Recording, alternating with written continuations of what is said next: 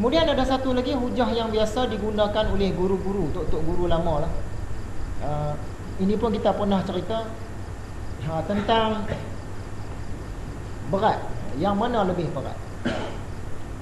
Alam ni dulu asal-asal dia tak ada, tapi lepas tu ada. Nak ada dengan tak ada tu dia sama berat. Kenapa awal-awal dulu dia berat sebelah tak ada? Alam ni tak ada, dia berat belah tak ada. Mana boleh dia berat sendiri, mesti ada yang tukang bagi berat. Oh, alam ni tak boleh ada lagi. Yang tukang bagi berat tu lah, tu Tuhan. Dia tak boleh sendiri dia berat. Kemudian lepas tu dia berat pula belah ada. Tadi dia berat belah yang tak ada, dia berat pula belah ada. Jadi pada satu ketika alam ni pun jadi. Kenapa dulu dia berat belah tak ada, sekarang berat belah ada? Mustahil dia boleh berat sendiri, melainkan ada yang tukang bagi berat dia. Yang tukang bagi berat itulah Tuhan. Ini dalil menunjukkan adanya Tuhan. Contoh mudah, kita sedang kita mengaji ni, tiba-tiba kita terdengar bunyi berdentum di jalan raya sana. Jadi kita ni ada dua berat. Satu nak bangun pergi tengok, satu tak mau, nak duduk sini saja. Kenapa sebahagian daripada kita tiba-tiba bangun pergi tengok? Dia berat belah nak pergi tengok. Dia mana boleh berat sendiri?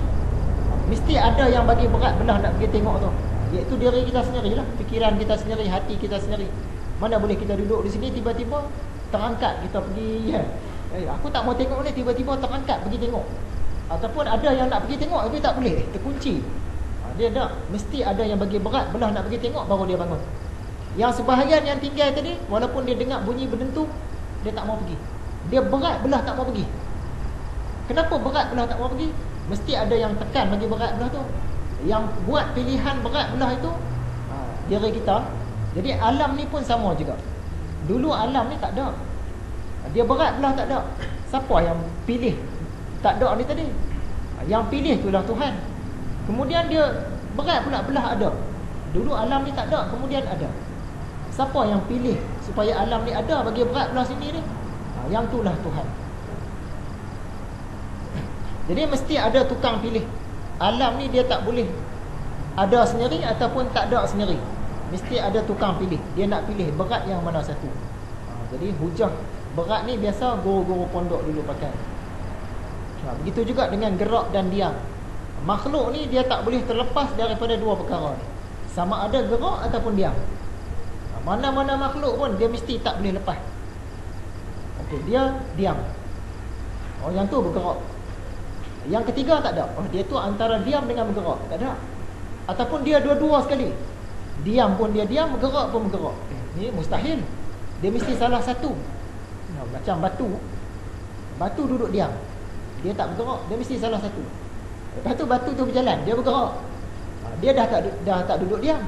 Dia mesti salah satu. Dia tak boleh dua-dua sekaligus ataupun bukan dua-dua. Bila kata makhluk, mesti salah satu, sama ada gerak ataupun diam. Baik malaikat ke, alam ke, matahari ke, jin, syaitan, semua mesti salah satu, sama ada gerak ataupun diam. Jadi yang pilih antara nak gerak ke nak diam, dia sama-sama berat. Nak gerak dengan diam ni sama-sama berat. Kenapa ada orang pilih nak duduk diam? Bila kata berat sebelah nak duduk diam, dah tentu ada pilih, ada tukang pilih, iaitu diri kita. Ataupun dia berat nak bergerak lah, dia tak mau duduk diam, dia nak bergerak, mesti ada tukang pilih. Jadi tukang pilih tu kita nak tamsilkan dengan alam ni tadi. Alam ni dulu tak ada, lepas tu dia ada. Dia tak ada dengan ada ni sama-sama berat. Dulu dia berat belah tak ada, maksud dia ada tukang pilih. Tukang pilih itulah Tuhan. Dia tak boleh pilih sendiri. Begitu juga lepas tu alam ni berat belah nak ada, wujud alam. Yang wujud ni tadi mesti ada tukang pilih. Tukang pilih itulah Tuhan. Begitulah ringkasnya, harap-harap boleh faham. Jadi hujah-hujah ini sangat sesuai kita beri kepada golongan yang menolak adanya Tuhan. Sampai sekarang pun ramai golongan ini, terutamanya golongan falsafah, cerdik pandai pun. Kemudian kita nak menyaring. Dalam dunia ni banyak agama, banyak kepercayaan, banyak anutan. Ramai manusia menganggap mereka berada dalam golongan yang benar dan selamat. Kalau tanya orang agama Hindu, dia kata dia selamat lah. dia atas landasan yang selamat. Kalau tanya orang Islam, kita pun atas landasan yang selamat, jalan yang selamat. Walaupun kita belum tentu selamat ke tidak, tapi jalan tu jalan selamat dah. Kalau kita tanya orang Kristian pula, dia pun kata kami pun atas jalan yang selamat juga. Jadi kita nak menyaring yang mana yang betul-betul berada di atas jalan yang selamat. Oleh itu kita buat beberapa persoalan. Daripada soalan-soalan ni nanti akan semakin tersaring. Yang mana mengaku kata mereka ni betul ni, berada di landasan yang selamat ni, tersaring. Semua tu jalan yang tak selamat, tersaring sampailah akhir. Jadi dalam dunia ni ada macam-macam agama yang besar. Agama besar ni kita tak payah cerita ya, agama Shinto-nya, agama Zoroaster-nya, agama Drusnya, agama Mesir purbanya, agama Yunani-nya, macam-macam. Yang di Nusantara ini, di alam Melayu ini pun ada banyak agama. Kita pernah bincang dah perkara ni dulu. Cuma agama-agama ini kita nak ringkaskan cerita, kita sebut sebagai animisme. Orang asli ni apa agama ni? Animisme. Dia sembah alam, sembah busuk, sembah sungai, sembah inilah benda-benda dalam hutan. Padahal dia ada agama dia bukan animisme. Kalau di Indonesia pula, agama apa pun selain daripada agama Kristian Katolik, Kristian Protestan, Islam, Buddha, Confucius, satu lagi apa agama dia lupa dah. Selain daripada yang tu, semua tu agama Hindu. Dia kata ni agama yang kecil-kecil ni semua ni agama Hindu. Sebenarnya bukan agama Hindu pun, sebahagian saja agama Hindu. Yang lain-lain tu agama yang sendiri, agama yang boleh berdiri sendiri. Dia ada Tuhan-Tuhan dia sendiri.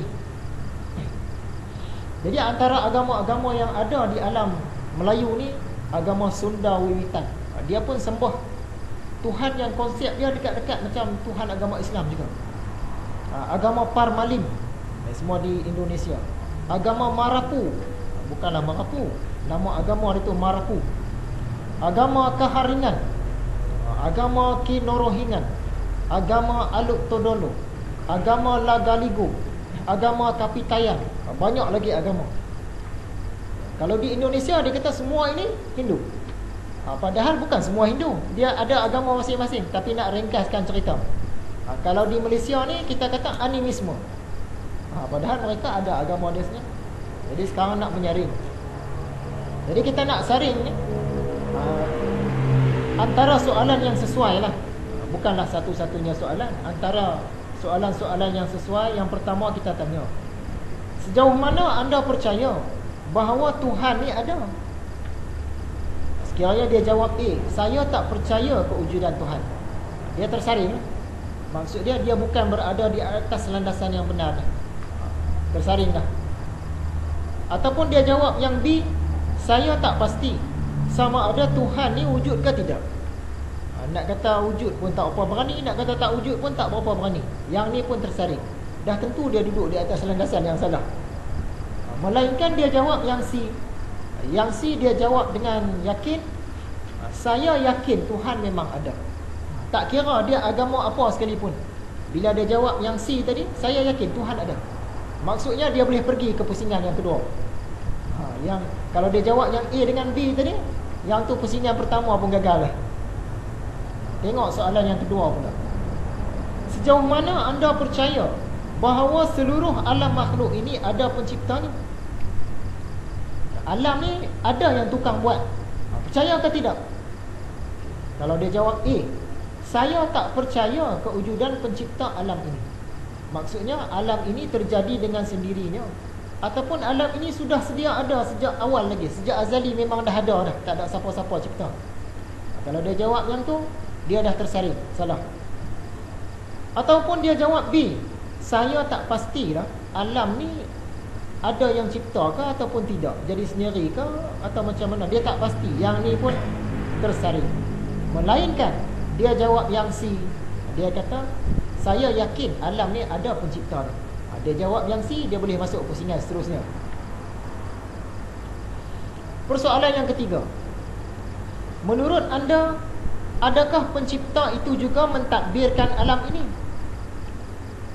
Sebab setakat soalan dua ni, banyak penganut agama lain dia lepas. Sama macam kita juga lepas. Sampailah yang ketiga. Dia percaya Tuhan ada. Dia percaya alam ini diciptakan, ada pencipta dia. Tapi nak tengok, dia percaya tak yang ciptakan alam ni mentadbirkan alam ni, memerintah? Kalau dia jawab A, saya percaya bahawa pencipta itu tidak mentadbir alam ini. Dia menjadikan alam makhluk ini lalu membiarkannya beroperasi sendiri. Ini dalam sebahagian penganut agama Hindu, sebahagian penganut agama Tao, sebahagian penganut agama Confucius ada yang Buddha ada yang dia percaya Tuhan ada. Tapi Tuhan dia tak memerintah apa-apa. Dia cipta-cipta makhluk tu, lepas tu dia biar makhluk ni sendiri. Dia pun tak tahu apa yang akan berlaku. Kalau dia jawab yang A ni, dia setakat ni sajalah. Maksudnya dia tidak berada di atas landasan yang benar. Atau dia jawab B, saya tak tahu sama ada pencipta itu mentadbir ke tidak alam ni. Yang ni pun tersaring. Melainkan dia jawab yang C. Dia kata saya yakin yang menciptakan alam ni dia juga memerintah alam ni. Dia bukan setakat cipta saja, dia tadbir sekaligus. Dia perintah sekaligus alam ni. Dia jawab yang C ni, dia selamat.